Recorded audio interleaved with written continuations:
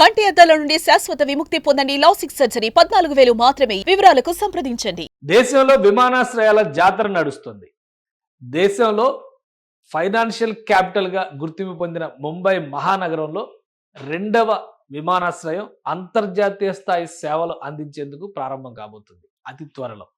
April మాసాన్ని ముహూర్తంగా decide చేశారు. April 17వ తేదీన దీన్ని జాతికి అంకితం చేసేటువంటి ప్రక్రియని చేపట్టబోతున్నారు. కేంద్ర సివిల్ ఏవియేషన్ మినిస్ట్రీ అలానే మహారాష్ట్ర ప్రభుత్వం ప్రత్యేక చొరవ చూపించడం ద్వారా పబ్లిక్ ప్రైవేట్ పార్ట్నర్షిప్తో ఈ ఎయిర్పోర్ట్ని డెవలప్ చేశారు. ఇప్పటికే విమానాశ్రయాలకు సంబంధించి దేశంలోనే అత్యుత్తమమైనటువంటి విమానాశ్రయంగా ముంబై ఎయిర్పోర్ట్ ఉంటుంది. ఛత్రపతి శివాజీ మహారాజ్ టెర్మినస్ అనేటువంటి పేరుతో అంతర్జాతీయ విమానాశ్రయం. అది పూర్తి స్థాయిలో రద్దీగా ఉండేటువంటి విమానాశ్రయం. అయినా కానీ ముంబై మహానగరంలో రెండవ విమానాశ్రయాన్ని నిర్మిస్తున్నారు. అది కూడా దాదాపు 17,000 కోట్ల రూపాయల వ్యయంతో. ప్రస్తుతం ఆ ఎయిర్పోర్ట్ ఏ విధంగా ఉంది, దానికి ఇప్పుడు ఉన్నటువంటి సేవలు అందిస్తున్నటువంటి ఛత్రపతి శివాజీ విమానాశ్రయానికి ఎంత దూరం ఉంది, ఒకసారి విశ్లేషించేటువంటి ప్రయత్నం చేద్దాం. ఇది ముంబై మహానగరానికి సంబంధించి ఇది ఒక ఫైనాన్షియల్ బూస్టర్గా మారబోతుంది అనేటువంటి మాటని ముంబై మహారాష్ట్ర సీఎం దగ్గర నుంచి మహారాష్ట్ర ప్రభుత్వం చాలా స్పష్టంగా చెబుతుంది. ముంబై సిటీలో ప్రస్తుతం ఉన్నటువంటి విమానాశ్రయానికి కొత్తగా నిర్మిస్తున్నటువంటి ఈ నవీ ముంబైలోని విమానాశ్రయానికి ఉన్న డిస్టెన్స్ కేవలం 39 కిలోమీటర్లు మాత్రమే. అంటే దాదాపుగా 25 నుంచి 30 నిమిషాల్లో ఈ ప్రాంతానికి రీచ్ అయ్యేటువంటి అవకాశం ఉంటుంది. అయితే భవిష్యత్ అవసరాలను దృష్టిలో ఉంచుకొని మహారాష్ట్ర ఈ ప్రాజెక్ట్ని చేపట్టింది. ఇది అతిపెద్ద విమానాశ్రయం కాబోతుంది. అదానీ గ్రూప్, జీవీకే లాంటి సంస్థలు ఇందులో భాగస్వామ్యం వహిస్తున్నాయి. ఈ విమానాశ్రయంలో పనులు దాదాపు 90% వరకు పూర్తయ్యాయి. మొదటి ఫేజ్కి సంబంధించి మొదటి ఫేజ్ నిర్మాణం కూడా దాదాపు 20 మిలియన్ ప్యాసింజర్స్ని సంవత్సరానికి హ్యాండిల్ చేసేటువంటి కెపాసిటీతో నిర్మిస్తున్నారు. అంటే దాదాపుగా 2 కోట్ల మంది ప్రయాణికులు ఏడాదికి ఈ విమానాశ్రయం నుంచి ప్రయాణించే విధంగా దీని డిజైన్లని రూపొందించారు. ఇది డిజైన్ పరంగా చూస్తే కూడా చాలా ప్రముఖమైనటువంటి డిజైనర్ని ఇందులో ఇన్వాల్వ్ చేశారు. ప్రస్తుతమైనటువంటి స్థితిగతులు ఒకసారి మనం పరిశీలిద్దాం. ఒక ఫ్లవర్ షేప్లో రూపొందించినటువంటి డిజైన్స్ ఇవి.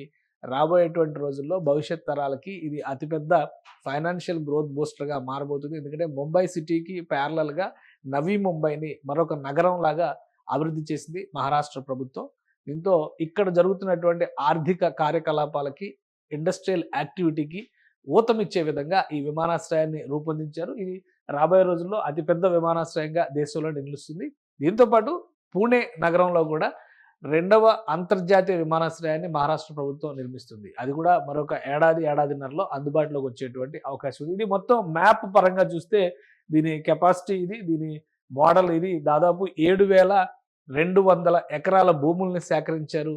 ముంబై నగరం గురించి మనకు తెలుసు, చుట్టూ సముద్రం ఉండేటువంటిది, భూమి కొరత చాలా ఎక్కువగా ఉంటుంది. ఈ నేపథ్యంలో పర్యావరణ పరమైనటువంటి అనుమతులు రావడంలో చాలా జాప్యం జరిగింది. కొన్ని అడవుల్ని తొలగించాల్సినటువంటి పరిస్థితి వచ్చింది.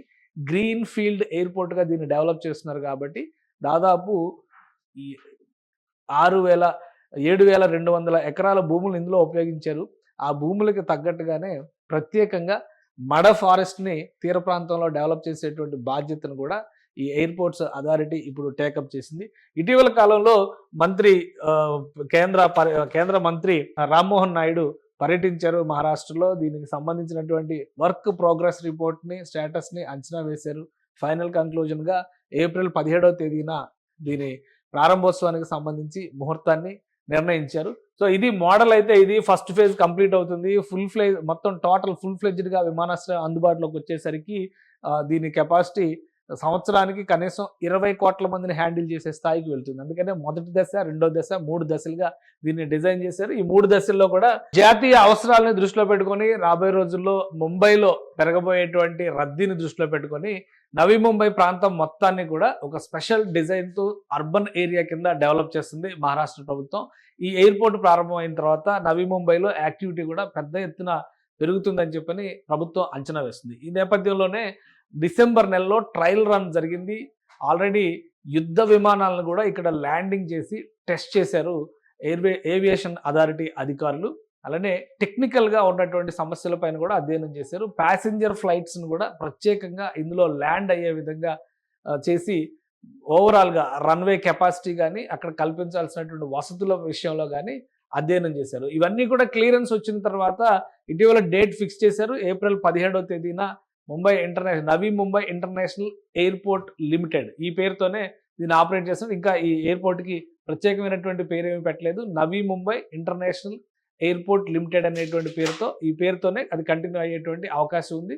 అఫీషియల్ అనౌన్స్మెంట్ సందర్భంలో పేరు ఏమైనా మారుస్తారనేది చూడాలి. ఎందుకంటే గతంలో ఉన్నటువంటి శాంతక్రజ్ విమానాశ్రయాన్ని విస్తరించేటువంటి క్రమంలో, దాన్ని అభివృద్ధి చేసేటువంటి క్రమంలో ఛత్రపతి శివాజీ టెర్మినల్గా దాన్ని పేరు మార్చారు. ఛత్రపతి శివాజీ ఇంటర్నేషనల్ ఎయిర్పోర్ట్ కింద పేరు మార్చారు. ఇది కూడా ఇంటర్నేషనల్ ఎయిర్పోర్ట్గానే సర్వీసెస్ అందించబోతుంది కాబట్టి నవీ ముంబై అనే పేరునే ఉంచుతారా, పేరు ఏమైనా మారుస్తారా చూడాలి. సో మొత్తం మీద ఒక నెలన్నర రోజుల్లోనే ప్రారంభోత్సవానికి కావాల్సినటువంటి ఏర్పాట్లన్నీ మహారాష్ట్ర ప్రభుత్వం చేస్తోంది. దీంతోపాటు పూణేలో కూడా ఇంటర్నేషనల్ ఎయిర్పోర్ట్ మరొకటి నిర్మాణంలో ఉంది. అది కూడా ఏడాదిన్నరలోగా అందుబాటులోకి వచ్చేందుకు ప్రయత్నాలు చేస్తున్నారు. ఓవరాల్గా మహారాష్ట్రలో దాదాపు 25 విమానాశ్రయాలు ప్రస్తుతం వినియోగంలో ఉన్నాయి. అండర్ కన్స్ట్రక్షన్లో ఈ 2 విమానాశ్రయాలు ఉన్నాయి. 20 మూతపడిన విమానాశ్రయాల జాబితాలో కూడా మరొక 3 లెక్క కనిపిస్తుంది. అంటే దాదాపుగా 30 విమానాశ్రయాలు మహారాష్ట్ర ఒక్క రాష్ట్రంలోనే ఉన్నాయి. ఈ 25 విమానాశ్రయాల్లో కూడా ఫ్లయింగ్ స్కూల్స్కి సంబంధించినవి, డిఫెన్స్కి సంబంధించినటువంటివి కూడా ఉన్నాయి. అలానే సివిల్ ఏవియేషన్కి సంబంధించినటువంటి విమానాశ్రయాలు, ప్రైవేట్ విమానాశ్రయాలు కూడా ఈ జాబితాలో ఉన్నాయి. సో రాబోయే రోజుల్లో మహారాష్ట్రలో పెద్ద ఎత్తున ఆర్థిక కార్యకలాపాలు జరిగేటువంటి క్రమంలో ఎకానమీ బూస్ట్లో భాగంగా రాబోయేటువంటి రోజుల్లో జరగబోయేటువంటి ఆర్థిక అభివృద్ధిలో విమానాశ్రయం కూడా ముఖ్య పాత్ర పోషిస్తుందని చెప్పని అక్కడ ప్రభుత్వం భావిస్తుంది. ఇండియా ట్రిలియన్స్ ఎకానమీలోకి వెళ్ళాలంటే, పవర్ఫుల్ నేషన్స్లో 3rd పొజిషన్లోకి వెళ్ళాలంటే అందులో కీ పొజిషన్, ముఖ్యమైనటువంటి పాత్ర మహారాష్ట్రదే అనేటువంటి విషయంలో మహారాష్ట్ర ప్రభుత్వం బలంగా నమ్ముతుంది. అందుకే ఆర్థిక అవసరాలతో పాటు ముంబైని మోడర్నైజ్ చేసేటువంటి ప్రణాళికల్ని పెద్ద ఎత్తున చేపడుతుంది. అందులో భాగంగానే నవీ ముంబైలో ఈ ఇంటర్నేషనల్ ఎయిర్పోర్ట్ని అందుబాటులోకి తీసుకొచ్చే విధంగా ప్రణాళికల్ని సిద్ధం చేశారు. దాదాపు 2 దశాబ్దాల కలగా దీన్ని చెప్పాల్సి ఉంటుంది. 2 దశాబ్దాలుగా దీనికోసం ప్రయత్నం జరిగింది.